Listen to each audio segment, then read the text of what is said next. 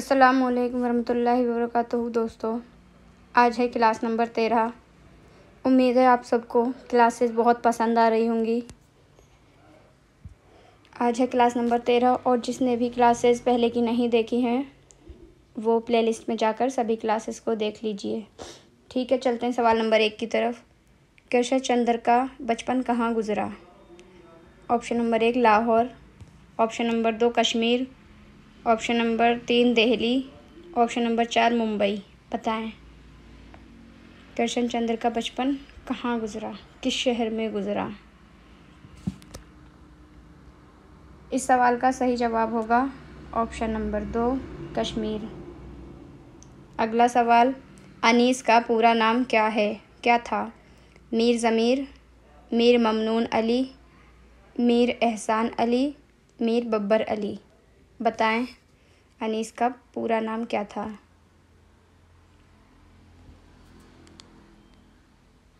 इस सवाल का दुरुस्त जवाब होगा ऑप्शन नंबर 4 मीर बब्बर अली अनीस इनका पूरा नाम था।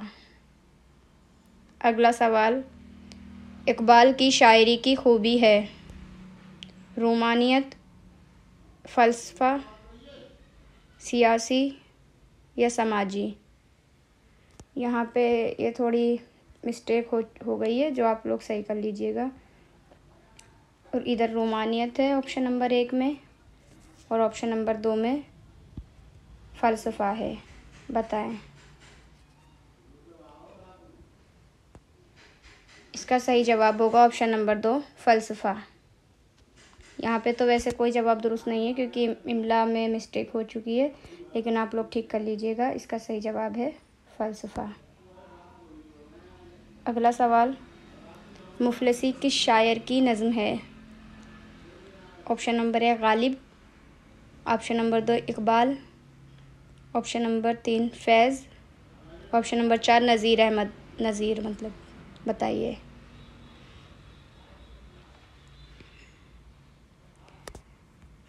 इसका सही जवाब होगा ऑप्शन नंबर 4 नज़ीर अहमद। अगला सवाल, खुद कलामी का मतलब क्या है? ऑप्शन नंबर 1 महबूब से कलाम करना, ऑप्शन नंबर 2 खुदा से कलाम करना, ऑप्शन नंबर 3 खुद से कलाम करना या ऑप्शन नंबर 4 दोस्त से कलाम करना। बताएं खुद कलामी का मतलब। तो इसका सही जवाब होगा खुद से कलाम करना। देखिए ये सभी सवाल रिपीटेड हैं, आए हुए हैं एग्ज़ाम में। अगला सवाल, उर्दू का पहला ड्रामा निगार कौन है? ऑप्शन नंबर 1 इम्तियाज़ अली ताज, ऑप्शन नंबर 2 आगा हशर काश्मीरी, ऑप्शन नंबर 3 अमानत लखनवी या ऑप्शन नंबर 4 अली अब्बास हुसैनी। बताएं उर्दू का पहला ड्रामा निगार। इसका सही जवाब है ऑप्शन नंबर 3 अमानत लखनवी। अगला सवाल, उर्दू का पहला अफसाना निगार कौन है? Option number 1 Krishan Chandar, option number 2 Premchand, option number 3 Saadat Hussain Manto या ऑप्शन नंबर 4 राजेंद्र सिंह बेदी। बताएं उर्दू का पहला अफसाना निगार कौन है? इसका सही जवाब होगा ऑप्शन नंबर 2 प्रेमचंद, क्योंकि ये पहले भी कई क्लासेस में अलग अलग तरीके से पूछा जा चुका है।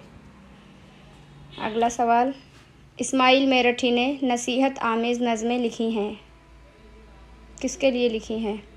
बड़ों के मुतालिक, औरतों के मुतालिक, जानवरों के मुतालिक या बच्चों के मुतालिक? बताएं इन्होंने नसीहत आमेज़ नज़में किन के लिए लिखी हैं? तो इस्माइल मेरठी को बच्चों के लिए ही जाना जाता है ख़ास करके, जो कि इन्होंने अपनी नसीहत आमेज़ नज़में बच्चों के लिए ही लिखी हैं। इसका सही जवाब ऑप्शन नंबर 4 है। अगला सवाल, मीर अनीस सबसे बड़े शायर हैं। बताएं किसके हैं? कसीदा, गज़ल, मरसिया, रुबाई। बताएं किस सिनफ के सबसे बड़े शायर अनीस हैं। ये सवाल भी अलग अलग पेपर में अलग अलग ज़बान में पूछा गया है, इसलिए इसको रिपीट किया गया है। बताएं। हाँ जी, ऑप्शन नंबर 3 मरसिया के सबसे बड़े शायर हैं। ख्वाजा का मुअन्नस क्या होगा? ख्वाजगान, खातून, बीवी या बांदी। बताएं। ख्वाजा का मुअन्नस।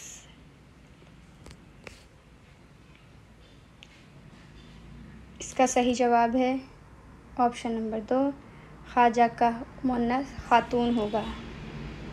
अगला सवाल, लफ्ज़ सुगरा का मुतज़ाद है। मुतज़ाद यानी अपोज़िट यानी विलोम। सुगरा के मानी होते हैं छोटा। अब इसका अपोज़िट पूछा है, बताइए। कुबरा, आला, अदना या ऊंचा। बताएं। तो ये सुगरा जो वर्ड है वो सगीर से बना, और सगीर का मतलब होता है बड़ा, छोटा, और कुबरा कबीर से बना है और इसका मानी होता है बड़ा।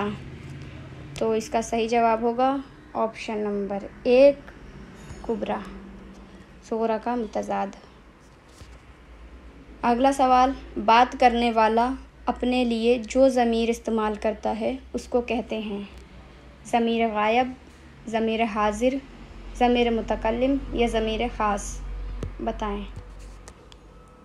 ज़मीर के टॉपिक में से ये सवाल लिया गया है।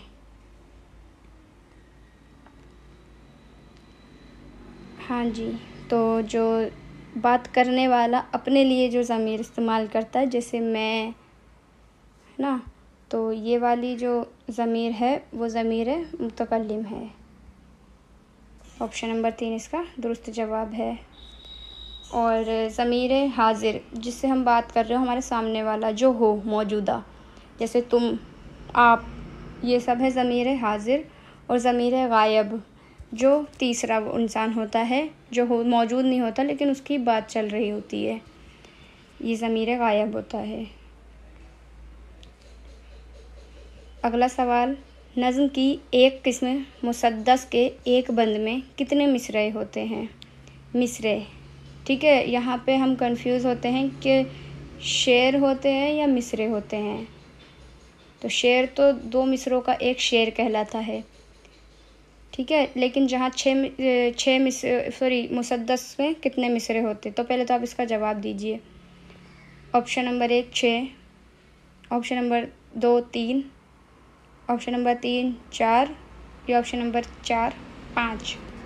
बताएं। तो ये सवाल भी कहीं ना कहीं रिपीटेड ही है। इसका सवाल उम्मीद है आपको आता होगा, और जो नए देख रहे हैं उनको बता देते हैं। सवाल नंबर ऑप्शन नंबर 1 इसका दुरुस्त जवाब है।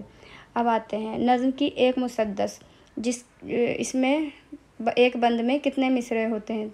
तो इसमें एक बंद में होते हैं 6 मिसरे, ठीक है, यानी कि 3 शेर। 3 शेरों की जो नज़्म होती है उसे मुसद्दस कहते हैं। अगला सवाल, सहरुल बयान क्या है? गज़लों का मजमुआ है, मसनवी का मजमुआ है, मरसियों का मजमुआ है या कसीदे का। बताएं। सहरुल बयान क्या है? मसनवी है, कसीदा है, मरसियों का मजमुआ है या गज़लों का मजमुआ है। बताएं। इसका दुरुस्त जवाब होगा ऑप्शन नंबर 2, मसनवी। सहरुल बयान मसनवी है। अगला सवाल, कुतुब मश्तरी किसकी तसनीफ़ है? ऑप्शन नंबर गालिब की, ऑप्शन नंबर 2 कुली कुतुब शाह की, ऑप्शन नंबर 3 मुल्ला वजही की, ऑप्शन नंबर 4 नुसरती की। बताएं।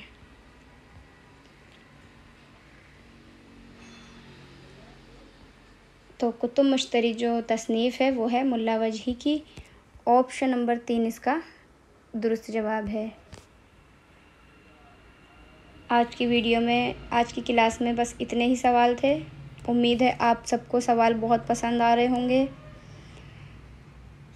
आपको वीडियो पसंद आए तो लाइक करें, चैनल को सब्सक्राइब करें और अपने दोस्तों तक ज़रूर शेयर करें।